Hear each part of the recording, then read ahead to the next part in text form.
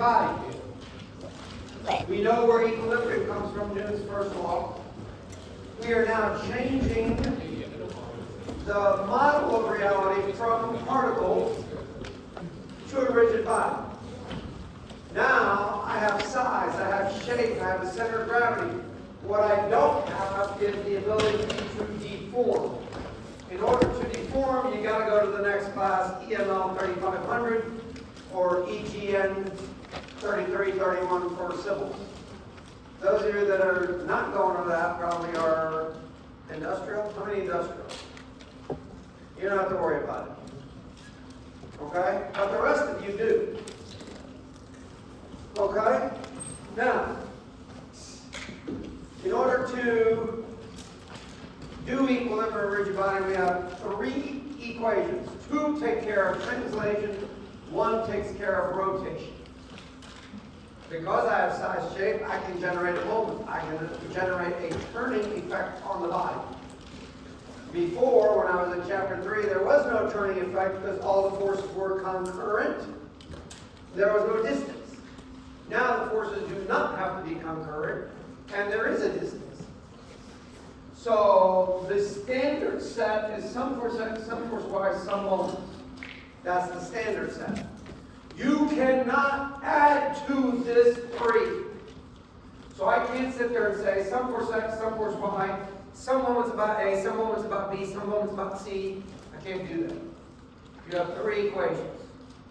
You cannot augment them. You cannot add to them. You can, if you wanted to, replace. By replace, I mean you could do a moment about A, take this out, do a moment about B, take this out, take a moment about C. So I could have 3 moment equations. I got a moment, and a force. But I can't have more than 3 equations. That's the bottom line. Got it? So I could do that, where I exchange moments for forces. Right?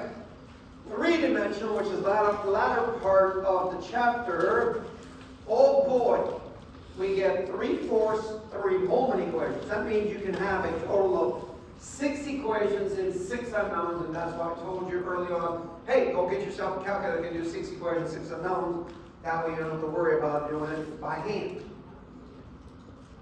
The question becomes, what the hell are we going to be calculating? And the answer is support reactions. We are going to be calculating support reactions. So if you go back to previous problems like this one, where we converted distributed load, that's a trapezoid, into concentrated loads, you will see 2 things that we never even discussed, but are now part of chapter 5. These are support reactions. Specifically, A, the little triangle that you see, is what's known as a pin reaction. And the little circle is known as a roller reaction. Okay? Now, for you, you must know table 5.1. 5.1 has 10 support reactions. So you must get to know table 5.1. Table 5.2 is support reactions 3D, this is 2D. Now, you can do one of 2 things. A, memorize the damn table, or do a bunch of problems. And when you do a bunch of problems, you'll eventually learn all the damn support reactions. Now, there are 3 big ones. I call them the big 3 support reactions, and almost everything kind of boils down to these 3. They're known as the big 3, and they are a pin, a roller, and a fixed support. That's the big 3. What the hell does a pin do for me? A pin, symbolized by a little triangle, sometimes a line with a semicircle, that symbolizes, hey, we're going to resist forces in the x, we're going to resist forces in the y, but we're not going to resist a rotation. So I will have an ax, an ay, but no moment. Now, physically, this is what you would see in the real world for a pin reaction.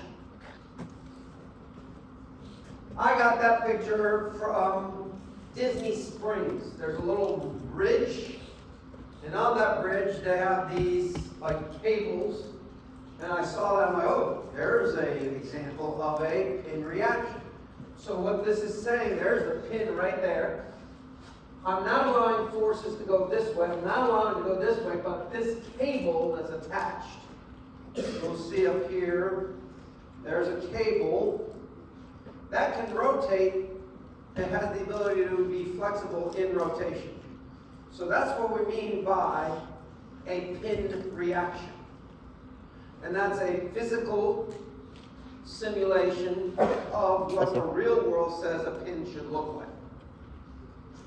Roller, symbolized with a circle or with a triangle on wheels. Doesn't matter how many wheels, it's just a roller.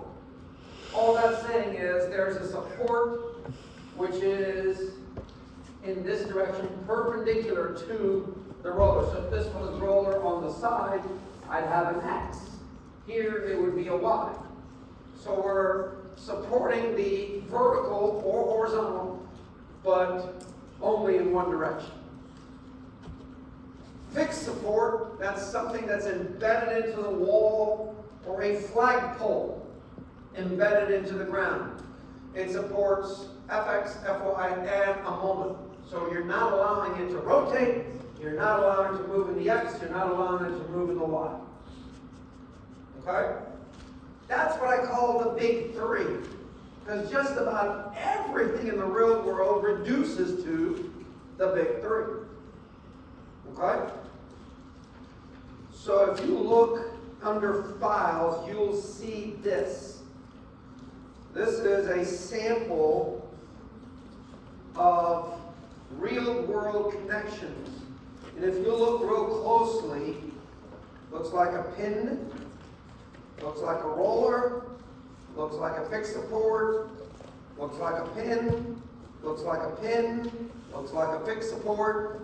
So you can see just about every kind of combination in the real world really boils down to the big three. Pin, roller, fixed support. Now, are there others? Yes. Yes, there are. That's why I encourage you to look at Table 5.1 and read them over, make sure you understand them, and then move on and do problems. The more problems you do, the more Table 5.1 becomes ingrained in your head. Now, if you look at Table 5.1, there is no distributed loads. Somebody have their book with them? The actual book? No? The yellow book? Yeah. No. The real book. The textbook. Textbook. No, doesn't matter. You have what? You have Table 5.1? I'm going to show you. I don't know that she's got all 10 items, but these are some of them. So this is what you're going to see. Oh yeah, she's got them all. There they are right there, all 10. But you can see there is no distributed load. None. Why is that? Aren't these really distributed loads in essence? So if you're looking at this fixed support, right? I should have some sort of distributed load. When you sit on the chair, in essence, it's a roller support. It should be a distributed load. Why? You got a butt. The butt is spread over the area of the chair. That's a distributed load. Yet when I go to draw a free body diagram, if you sit in the chair, I'm going to put a single force upward. Why is that? Why are there no distributed loads in this diagram? And the answer is very simple. Number one, I don't know what the distributed load is. Is it trapezoidal? Is it sinusoidal? Is it triangular? Is it rectangular? I have no clue. Nor do I give a shit. Why not? Because in the back pocket I have that beautiful concept of equilibrium that says, hey, it doesn't matter. I can always reduce it down to a single force, single moment. And in special cases, I can reduce it down to a single force. So if you look at all these, you either have single force, single moment, single force, or just simply forces. Why? Because equivalence says I can do that. So that's why you don't see distributed loads in here. There should be, because it is a distributed load. Even if it's a roller reaction, it's a distributed. It might be a small distribution, but it's there. But we don't care. Why? Because equivalence says I can always reduce down to single force, single moment, which you see, single force, single moment, or just a single force at a known location. Send that back to me, please. So you can see that there are 10 different types of support reactions. Okay, that said, we move on. Now, for you to be successful in chapter 5 and chapter 6, you must, M-U-S-T, must draw a good free body diagram. If you are sloppy with the free body diagrams, you're going to have shitty answers. That's simple. So take the time to draw good free body diagrams. Okay?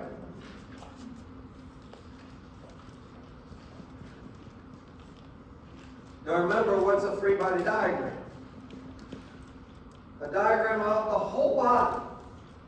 Could be a portion of the body. It could be anything you want it to be. There's no restriction. The one thing that you must have in the free body is what you're trying to calculate. If what you're trying to calculate isn't in the free body diagram, it's a crappy free body diagram. Alright? Now, you go on to thermal or fluids, they don't have free body diagrams, they have what's known as a control volume. Same shit. All they're trying to do is to account for what's coming into the system, what kind of work is done in the system, and what's coming out of the system. So their accounting ledger would be a control volume. Our accounting ledger, since we're dealing with mechanical stuff, would be a free body diagram. Same idea. Now, what constitutes a good free body diagram? And I use the word appropriate. First, let's discuss what you do with a free body diagram. And I'm talking about appropriate. That's the key word I want you to remember. So what I do is I take my pencil or pen and I go through and circle what I want to show in a free body diagram. So I'm cutting through the pin. I come around, I cut through the roller. Come around, cut through the distributed load. And now I know a pin has two reactions, X and Y, because it restricts motion in the X, motion in the Y. It does not restrict the moment, so there's no moment. The roller only restricts forces in this direction, right? And then the distributed load can be reduced down to a single force at a known location by chapter 4, section 12, or 11, whatever it was when we talked about distributed loads. So when I go to draw the free body diagram, I cut through here, I'm going to show AX, AY. I cut through there, I'm going to show my BY. I cut through the distributed load, I'm going to show a single force resultant at some location X away from point A, or point B, whichever way you want to look at it. Now, can I do this? Can I come over here, cut through here, then cut through and then back? Yes, but when I cut through here, I've in essence cut through the beam. Well, if I cut through the beam, then I break it open. I'm now going to show the internal. Is that what you want? You want to show internal forces? If that is the case, then that would be a great free body diagram. If I'm just looking to solve for external support reactions, that would be a shitty free body diagram. So it depends on what you want to show. When we get to internal forces, yes, I'm literally going to cut through the beam. Take the internal forces and expose them and make them external. But right now, all I want to be able to do is calculate support reactions, external ones.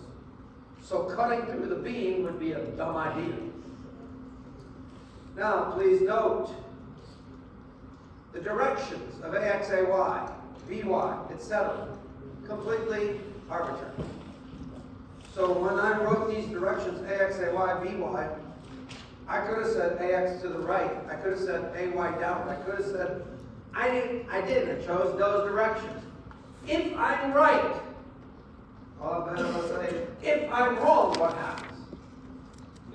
I get negative numbers. So let the math do the work for you to tell you whether you chose the right direction or wrong direction. Okay? The math will do the work for you. So don't sit there and go, well, let's see, this thing is moving this way, it must be up. Who cares? Pick a fucking direction. If it's a vertical, it's either up or down. If it's horizontal, it's either right or left. That's all you need to worry about. Pick a direction and let the math do the work for you. Okay? Now, how do I know I drew an appropriate free body diagram? Because I can draw all sorts of free bodies. They may not be the right ones. Key element in appropriate. There's two criteria for appropriate. Number one, hey, number of support reactions, number of unknowns must equal the number of equations you have. Well, how many equations of equilibrium do I have? 3. So on your free body diagram, you've got to show 3 unknowns. Okay? Number 2 criteria. Notice, when you draw them, you must show on the free body what you're trying to find. So must show unknown support reactions. In essence, what you're looking for. So, draw a free body diagram, you should have an appropriate, you should have the ability to solve for the support reactions. You have 3 equations, you should only have 3 unknowns to solve for. And if the unknowns you're looking for aren't on the free body diagram, sucky free body diagram, to be honest. Okay? Now, your success in chapter 5 and chapter 6 is completely dependent on your ability to draw free body diagrams. If you don't do them correctly, you're screwed, because what I see in the diagram is what I'm going to put in the equations. So, to that end, we are going to start drawing free body diagrams first and foremost. Page 84. This problem is really also on page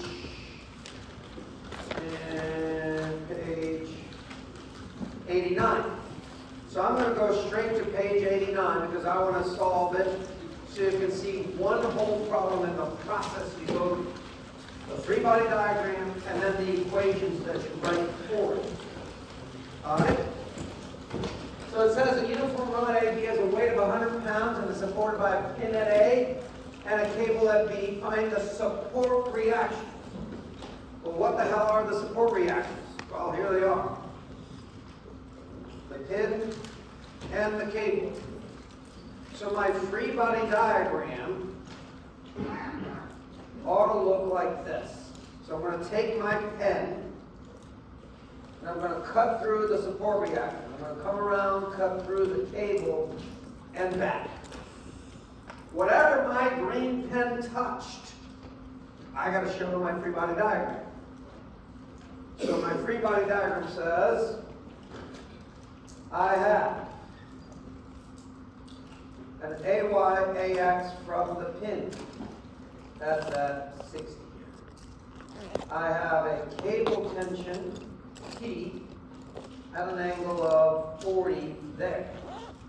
And at G, which is 4 feet here, 4 feet there, I have the weight of 100 pounds. unless told otherwise, the weight of a beam or bar or whatever is going to be at dead center, unless told otherwise. So I'm going to put the weight at the center of gravity, which is at G, which is 4 feet from A and 4 feet from B. That's my free body diagram. Now stop. I drew a free body diagram. Is this an appropriate free body diagram? Well, I have 1, 2, 3 unknowns. How many equations can I write? 3. I got 3 unknowns, 3 equations. This is great. It satisfies criteria 2. Criteria 1 says, hey, or that satisfies criteria 1. Criteria 2 says, you're looking for support reactions at A and T. Are they in the free body diagram? Yes, they are. So this is a great free body. It's just an appropriate free body diagram. So now what? Now I get to write my 3 equations of equilibrium. Yeah? My thing to you would be, if you want an answer right away, 8 out of 10 times, 9 out of 10 times probably, the best thing you can do for yourself is draw or write a moment equation. Did everybody hear that? Those of you that were kind of fading, sleeping, whatever, taking lunch, the best thing you can do for yourself, if you want an answer to fall in your lap right away, and go, oh God, I got an answer, thank God. I might be wrong, but I got a fucking answer.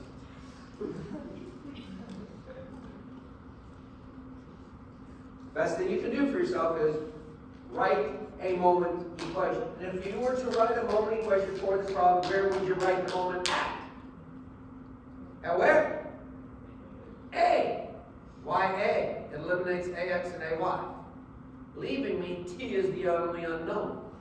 Notice, writing a moment equation gives me an unknown like instantly. If I were to write some forces in the X, right?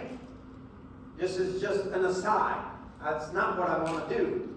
But if I write some forces in the X equals 0, positive to the right, that says AX, that's in the X, that has an X component, which is minus T cosine 40 equals 0.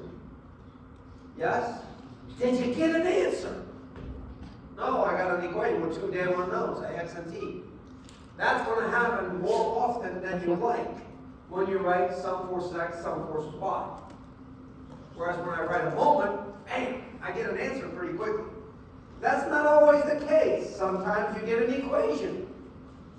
But I'm telling you, more often than not, you get an answer. So the first thing I want to do is I want to say some moments about A equals 0, and I'm going to take counterclockwise positive. That's going to be T cosine 40.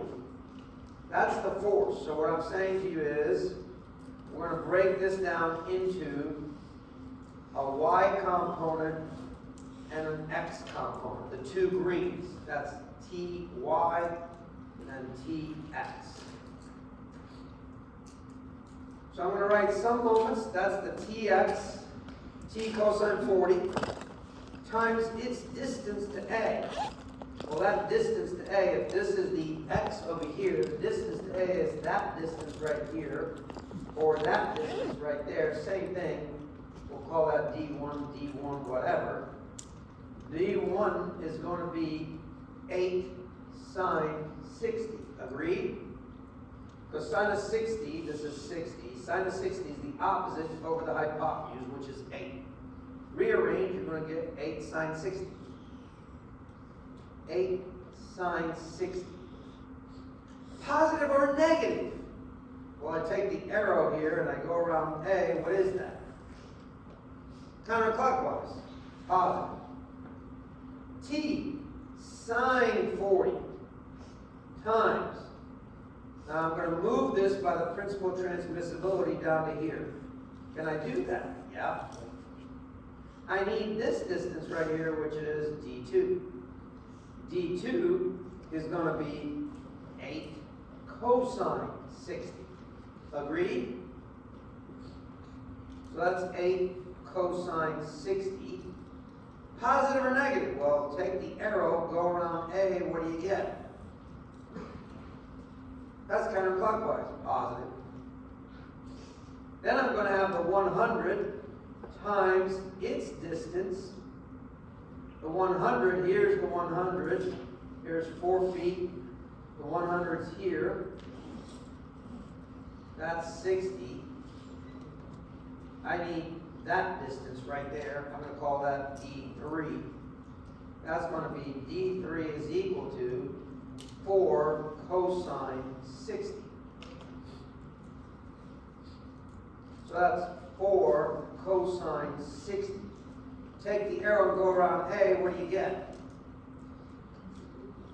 Clockwise, minus. Notice what's happened. I get one unknown, t. So right away, that moment equation has generated for you a value of t. T is 25.38 pounds. Up at an angle 40 degrees. Now you can write some forces in the x equals 0, which I've already written, but I'm going to write it again.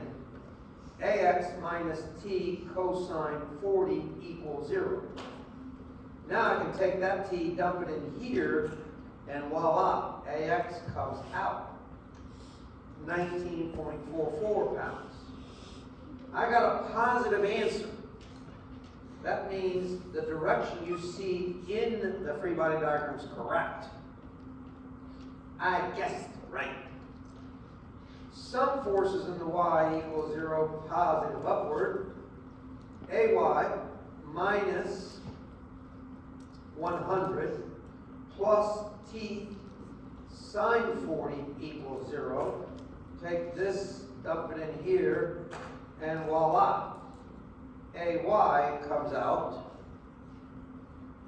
as 83.68. I got a positive answer, so upwards is the correct direction for it.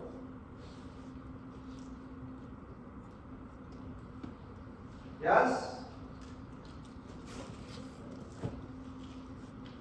Questions on what I just did? Anything bothering anybody?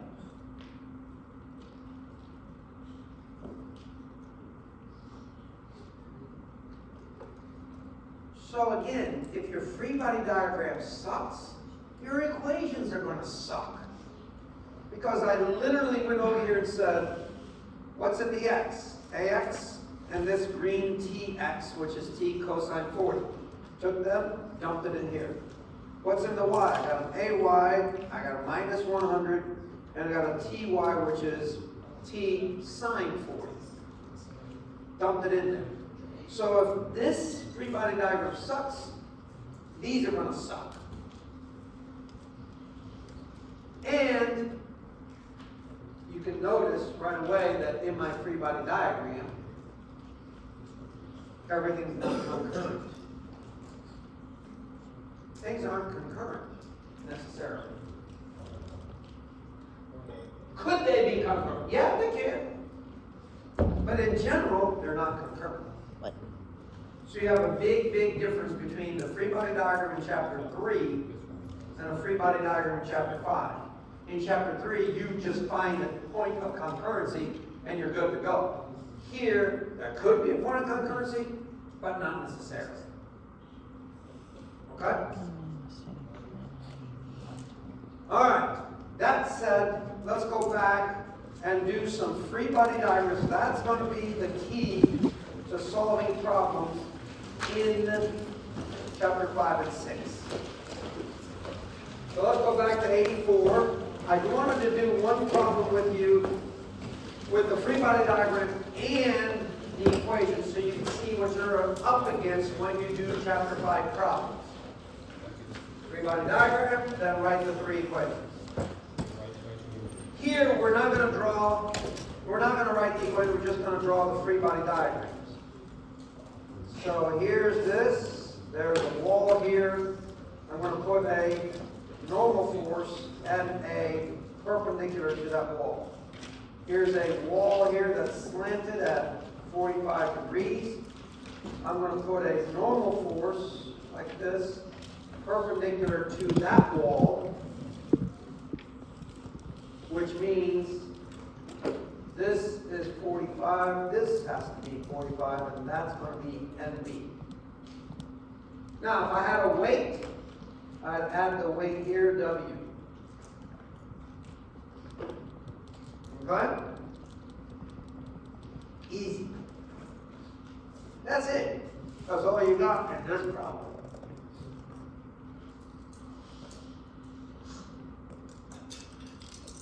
Questions? I can move on. Let's move on to the next page. Go back real quick.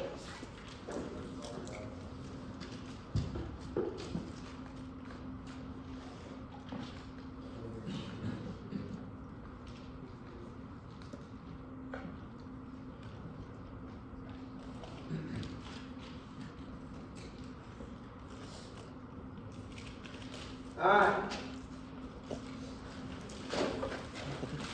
Let's go to the next page, page 85.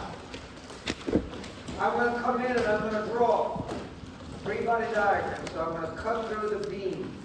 I'm going to cut through that moment. I'm going to come around and cut through that roller. Cut through the distributed load, cut through there, and back. So my three-body diagram ought to look like this. I should have an AY, AX. I should have a moment, 750. I should have a 500-pound load here. I should have a single BY here from the roller. A single force resultant. From chapter 4, application of fluid, says base times height. Base is 6, height is 300. That's going to be 1,800 pounds, and it's 3 feet from BY. It also said that you have a dark shaded here, which means it's 100 pounds for the beam. I got to put that in at the center of gravity, G. W of 100.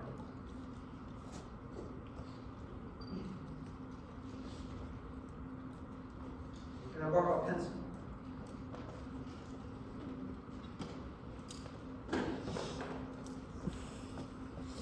Questions. Now what do you have? I have three unknowns, AX, AY, BY. Write the equation. First thing I'm going to do is I'm going to do a moment at A. Boom, get rid of those AX, AY, and I'll solve for it immediately, BY. Yes? Questions? Yeah. What last part?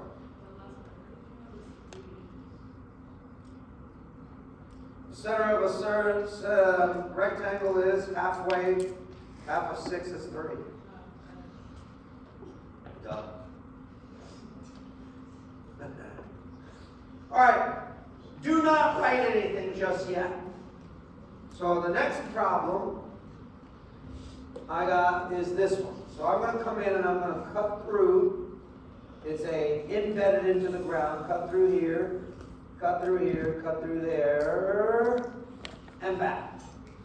If I do that, my free body diagram for the whole thing should look like this. Free body diagram.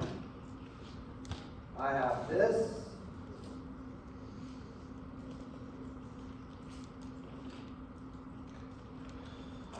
And now I'm going to put in, this thing is just laying on that horizontal surface. I'm going to call that NA.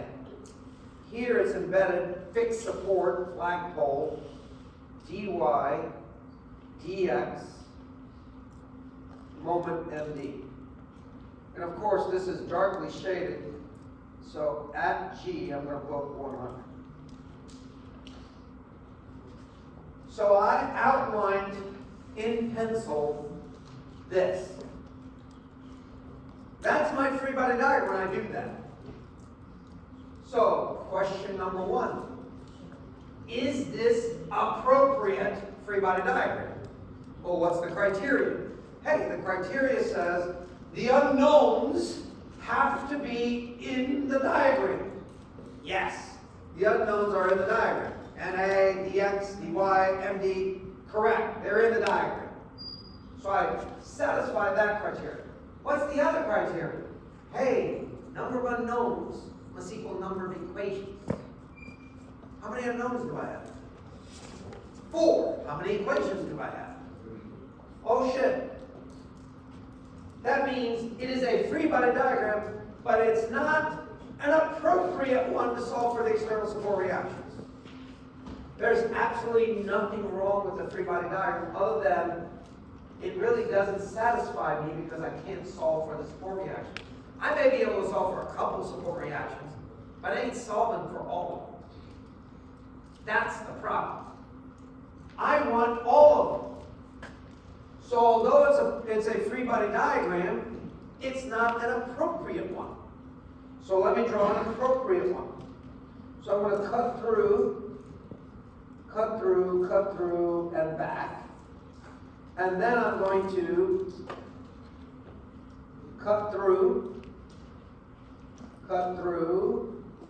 and back. Oh, so instead of one free body diagram, you want me to draw 2 free body. Yes, that's exactly what I want you to do. Let's see if we can get number of equations equal number of unknowns. So, free body diagram of ACB first. That's this slanted member. I should have an NA, which I'm looking for. But now I cut through this damn cable right here. Do you see this? My green went through that cable. So I gotta show damn tension T. I also have a weight at G of 100. But now, please note, here's this slant, here's this right here. This is basically laying on top of this vertical member, correct? So this vertical member must push in order for it not to be collapsing. So I got to show on this a normal force perpendicular NC here, which means this is at 50, which means that is at 40 degrees. And now, free body diagram of the vertical member DC says I've got this.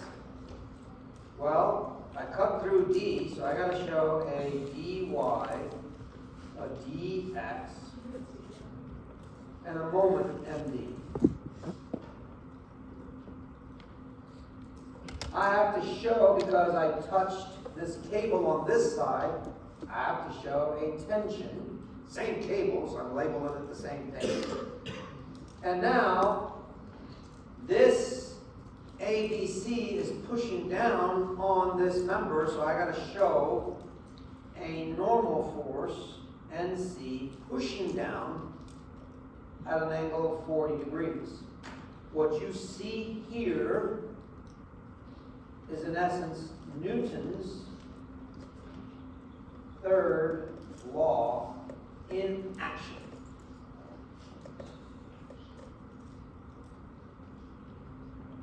You with me? Wakey, wakey. Because it's a fixed support. Fixed supports do not allow movement in the X, do not allow movement in the Y, and it will not allow a rotation. Why? Because it's embedded in the wall. It can't rotate. If it did rotate, it would pop right out of the wall. So what's MD? That's the moment that is from the support reaction. MD is countering any moment. So I have a beam. There's the beam. It's embedded here. My fingers is the wall. That wall, when I put a force here, the beam wants to turn, right? Well, that wall is going to counter it by doing this to keep it from going that way. So that's what this MD represents, that counter force or the counter moment to the force being applied here. This thing wants to turn this way, but that MD is pushing it back down to keep it level. Got it? Now, did we accomplish our goal?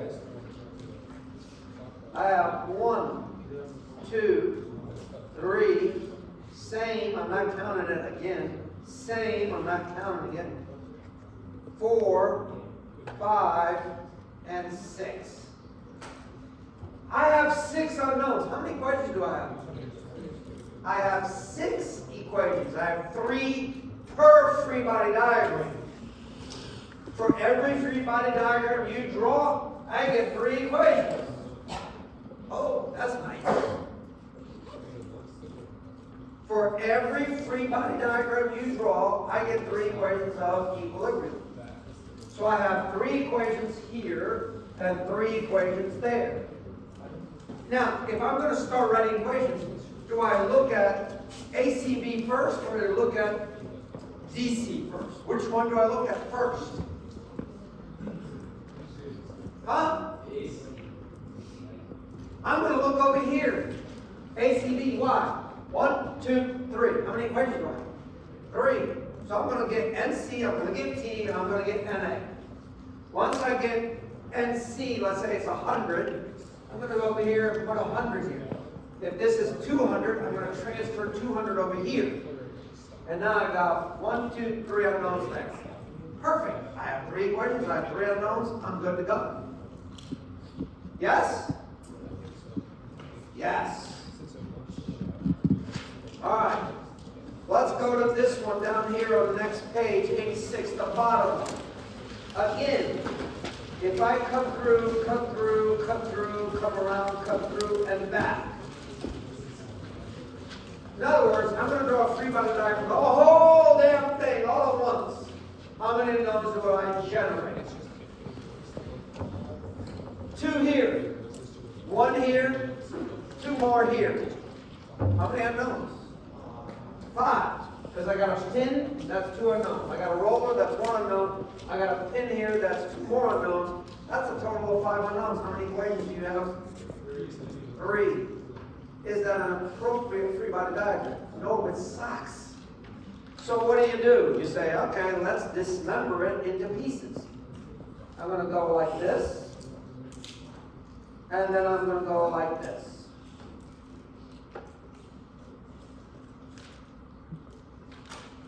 So now my pieces are perfect. They look like this. Free body diagram of DEF. It looks like this. I have a pin, Fx, Fy. I've got a single force resultant, which is 2100, which is 3.5 feet away from F. I got a roller here, which is EY, which is 3 feet away from F. And at the end, I have a cable tension T, due to the fact that I cut it right there, I cut it here, and I cut it there. That's my free body diagram of the blue circle. ABC, I can draw free body diagram. ABC, I will have 200 external load. I will have a tension cable T, because I touched it right there. And I will have a CY, CX. Now, how many unknowns do I have? Okay. 1, 2, 3, 4, counted already. 5, 6. I have 6 unknowns. How many equations do I have? 6, 3 per free body diagram. What? There's no force moving left and right, so would you even have a CX? Huh? There's no force that affects the body from left. That's right, it's pinned, but there's no, Cx will be 0 if I wrote the equations. Yes.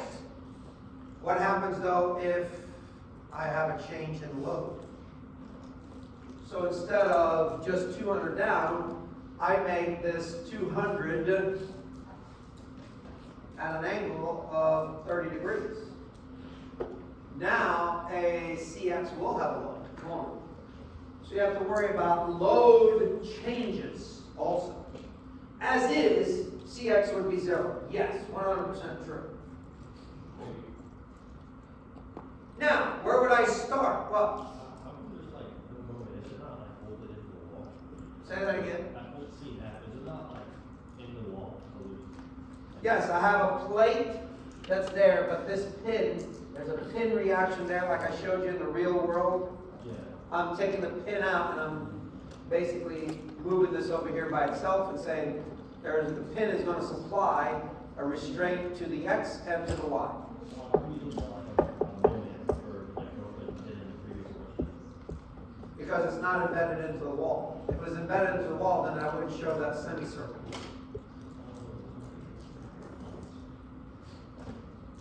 Where would I start? D, E, F, or A, B, C? A, B, C. Why? 1, 2, 3 unknowns. I can solve all for it right away. Do a moment at C. Cx, Cy drop out. I'll get T right away. Add some forces into the X. Cx is 0. Some force in the Y. I'll get Cy. Then take that T that I just found, drop it over here, and I have 1, 2, 3 unknowns there. I am literally setting you up for what you're going to do in chapter 6. 6, we're going to do frames of machines. And in frames of machine, we are going to dismember the frame into its pieces. Just like I'm doing right now with these problems that have more unknowns than equations if I draw the whole thing. So this idea of dismembering ain't going to be just for now, it's going to be for chapter 6. Mostly it's for chapter 6 because in chapter 5, there's not too much dismembering. It's in chapter 6. So I'm kind of setting you up for chapter 6 as we go through this. Okay? All right, what about this one? Well, the first thing I see is a bunch of pulleys. So right away, I'm going to go to and say, this is 750, what's this and this? 350. 350. Well, if that's 350, what are these two? Half of 350 is 175, 175. So as far as I'm concerned, you can get rid of all this bullshit. And all I see is a cable here, a cable there, and a cable there. So when I draw, cut through here, this is embedded into the wall, so that's a fixed support. Cut through here, cut through that cable, cut through that cable, cut through that cable, come around, cut through there, come around, cut through here, cut through there, and back. So what I would show as a free body diagram would be AY, AX, moment MA. Again, these forces, the way I've drawn, I don't know if they're to the right, to the left, upwards, clockwise, counterclockwise. I don't care. I just draw them in. Let the math do the work for me. I will show a 250. I'm going to show a cable tension 175, another cable tension 175. I'm going to show a single force resultant from the distributed load, which is 1/2 base times height, which is going to give me 750.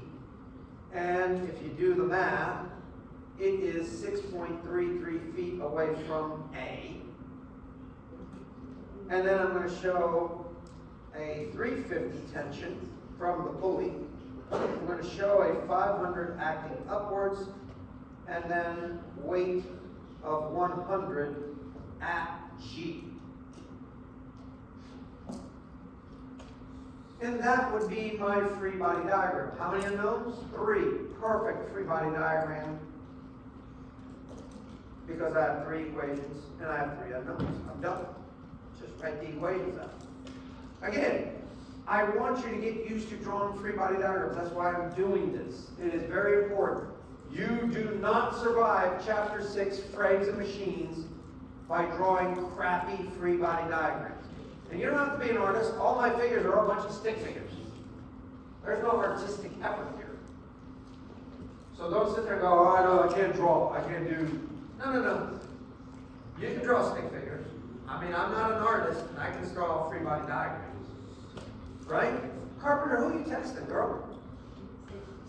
Save. She's